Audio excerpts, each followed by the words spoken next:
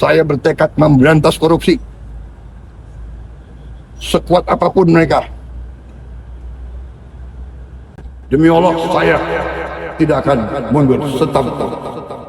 Hari Kamis 4 September 2025, Kejagung menetapkan bekas Menteri Pendidikan, Kebudayaan, Riset, dan Teknologi Nadiem Makarim sebagai tersangka kasus dugaan korupsi pengadaan laptop Chromebook. Tentunya ini sangat mengagetkan dan memprihatinkan bagi kita semua. Kita tahu bahwa Nadiem Makarim itu sudah memiliki kekayaan yang luar biasa besarnya. Apa masih kurang banyak? Kita nggak tahu. Tapi hal yang perlu dipahami di dalam korupsi itu juga intinya merugikan keuangan negara. Meski yang bersangkutan tak menerima uang, namun di dalam pengadaan itu melanggar suatu aturan, itu bisa dinyatakan bersalah. Yang penting, jangan ada politisasi apalagi kriminalisasi. Proses pengadilan harus terbuka, jujur, dan aparat juga harus bersih. Jangan sampai menyapu dengan sapu yang kotor. Namun jika yang bersangkutan memang terbukti bersalah, ya memang harus dihukum sesuai dengan peraturan yang berlaku. Sobat SB, hari ini kita akan bahas tentang korupsi. Bahasan ini penting karena korupsi mempengaruhi, menghambat kemajuan suatu bangsa. Negara maju pasti tingkat korupsinya rendah. Sementara di Indonesia sejak zaman dulu hingga sekarang korupsi makin merajalela. Hal ini karena hukuman bagi koruptor sangat ringan. Bahkan koruptor yang sedang dipertontonkan KPK yang seharusnya merasa malu, tapi malah senyum-senyum sambil salam dua jari. Mahasiswa pun ikut resah dan melakukan demonstrasi menuntut pengesahan Undang-Undang Perampasan Aset agar dapat membuat koruptor jera. Mengapa negara dengan tingkat korupsi yang tinggi tidak bisa maju? Mengapa orang melakukan korupsi? Faktor-faktor apa yang mendorongnya? Mengapa korupsi itu disebut penyakit? Apa dampak korupsi bagi kita semua? Bagaimana cara yang paling efektif mengatasi korupsi? Yuk ikuti pembahasan pada video berikut ini. Halo Sobat SB, saya Haryo Tinmar. Selamat datang di channel Sukses Bahagia yang akan membahas seputar parenting dan living yang akan membantu Sobat SB untuk meraih sukses dan bahagia. Yang dimaksud korupsi itu intinya mengambil keuntungan secara tidak sah dari jabatan dan kewenangan yang dimiliki. Contoh bentuk korupsi itu seperti penyuapan untuk mendapatkan keuntungan tertentu, penggelapan dalam institusi pemerintah atau swasta, nepotisme, memberikan jabatan atau proyek kepada keluarga atau kerabat tanpa prosedur yang adil.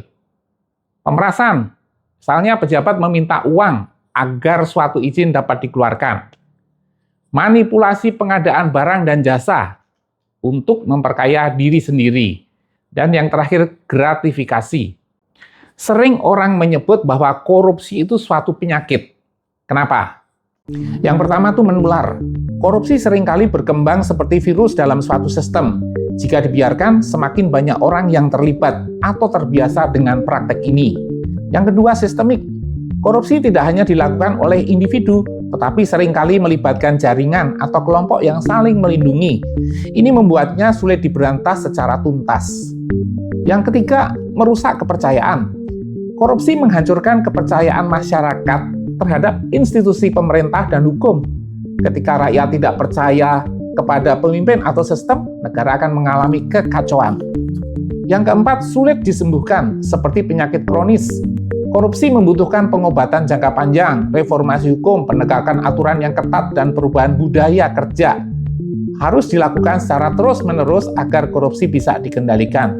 Yang kelima, dampak berantai. Korupsi di satu sektor dapat merembet ke sektor lain, menyebabkan ketidakadilan, kemiskinan, dan kesenjangan sosial yang semakin dalam. Apa dampak korupsi? Nih, dengerin, penting banget. Yang pertama, kerugian ekonomi bagi negara dan rakyat. Misalnya kebocoran anggaran negara. Uang negara yang seharusnya digunakan untuk membangun infrastruktur, kesehatan, pendidikan, dan kesejahteraan rakyat justru masuk ke kantong pribadi pejabat yang korup. Misalnya, dana bantuan bencana yang dikorupsi menyebabkan korban bencana tidak mendapatkan bantuan yang layak. Kemudian, kualitas infrastruktur yang buruk. Korupsi dalam proyek pembangunan seringkali mengurangi kualitas bahan dan pengerjaan, sehingga jalan, jembatan, atau bangunan cepat rusak. Kemudian juga bisa menghambat investasi dan pertumbuhan ekonomi. Investor enggan menanamkan modal di negara dengan tingkat korupsinya yang tinggi, karena takut menghadapi birokrasi yang korup dan ketidakpastian hukum. Akibatnya, kita juga yang kena. Lapangan pekerjaan jadi sulit, ekonomi negara jadi stagnan. Kemudian juga korupsi ini meningkatkan kesenjangan sosial dan kemiskinan. Uang yang seharusnya digunakan untuk kesejahteraan rakyat malah masuk ke elit politik. Akibatnya orang miskin semakin sulit mendapatkan akses terhadap pendidikan dan layanan kesehatan yang layak. Yang kedua, ketidakadilan sosial. Korupsi juga menciptakan ketimpangan sosial yang sangat mencolok, di mana segelintir orang hidup dalam kemewahan, sementara rakyat biasa harus berjuang keras untuk memenuhi kebutuhan dasar mereka. Misalnya di bidang pendidikan, korupsi dalam dunia pendidikan ini menyebabkan dana bantuan sekolah disalahgunakan, sehingga fasilitas sekolah tetap buruk dan guru kurang mendapatkan insentif yang layak. Akibatnya, anak-anak dari keluarga kurang mampu tidak mendapatkan pendidikan yang baik dan sulit bersaing di dunia kerja. Dalam bidang hukum itu juga sering tidak adil. Hukum kadang hanya tajam ke bawah dan tumpul ke atas. Orang miskin dihukum berat, meskipun kesalahannya kecil, sementara pejabat yang korup bisa dengan lolos ataupun kena hukuman yang sangat ringan. Contoh nih, seorang pencuri ayam bisa dihukum bertahun-tahun, sementara pejabat yang menggelapkan miliaran rupiah hanya dihukum ringan atau bahkan sering mendapatkan remisi. Yang ketiga, rusaknya sistem pemerintahan dan kepercayaan publik. Ini melemahkan demokrasi dan institusi negara ketika pejabat dan polisi lebih mementingkan kepentingan pribadi dibandingkan kepentingan rakyat. Demokrasi itu hanya formalitas belaka.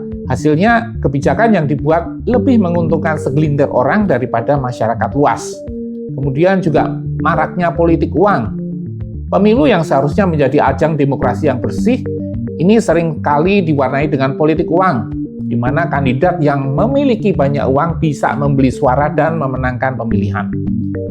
Akibatnya pejabat yang terpilih bukan berdasarkan kompetensi, tapi berdasarkan seberapa banyak uang yang bisa mereka keluarkan untuk membeli dukungan. Kemudian juga kepercayaan publik yang hancur. Masyarakat menjadi apatis, tidak lagi percaya pada pemerintah atau sistem hukum, sehingga partisipasi publik dalam demokrasi akan menurun. Orang-orang yang merasa tidak ada gunanya melawan korupsi, ini akhirnya ikut-ikutan melawan tindakan tidak jujur dalam kehidupan sehari-hari. Kemudian juga negara menjadi tidak stabil. Di beberapa negara, korupsi merajalela bisa menyebabkan krisis sosial politik yang berujung pada demonstrasi besar-besaran, bahkan revolusi. Nah, inilah tadi akibat korupsi yang sangat berbahaya bagi kehidupan kita semua. Kenapa orang melakukan korupsi?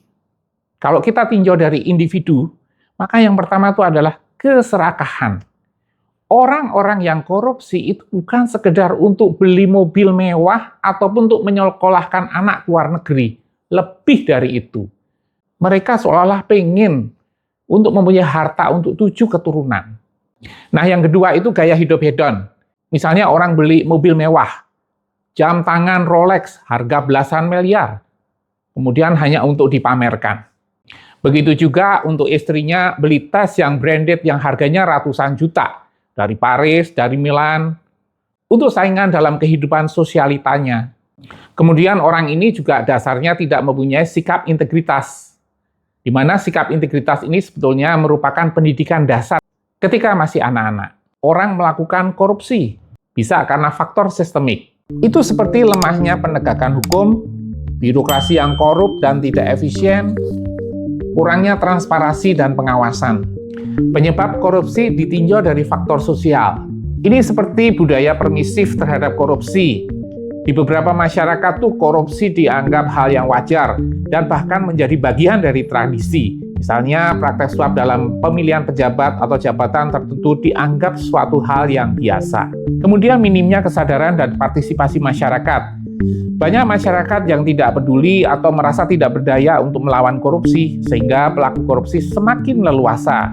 juga kurangnya pelaporan terhadap kasus korupsi yang membuat para pelaku merasa aman. Sebenarnya bagaimana sih mengatasi korupsi ini? Tentunya untuk mengatasi korupsi ini harus ada kemauan, good willing dari berbagai elemen dalam masyarakat, dalam pemerintah. Seperti misalnya pemerintah bersama dengan DPR membuat undang-undang.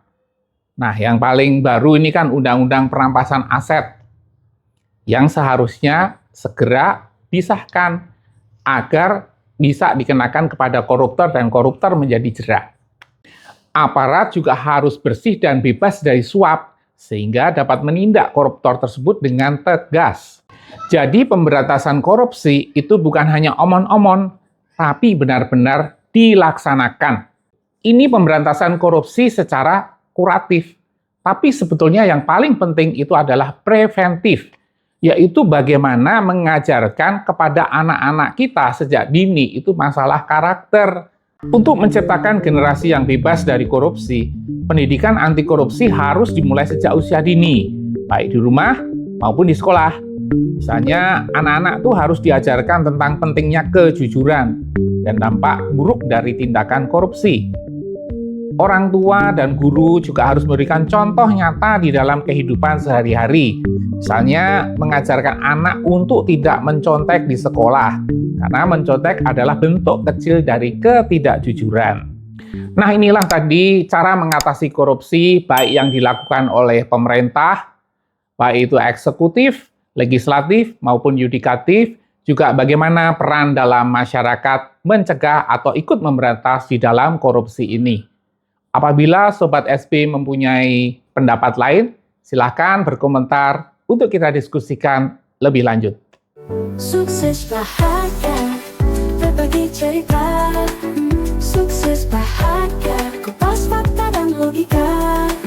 Sukses bahagia, untuk kita semua. Sukses bahagia berbagi.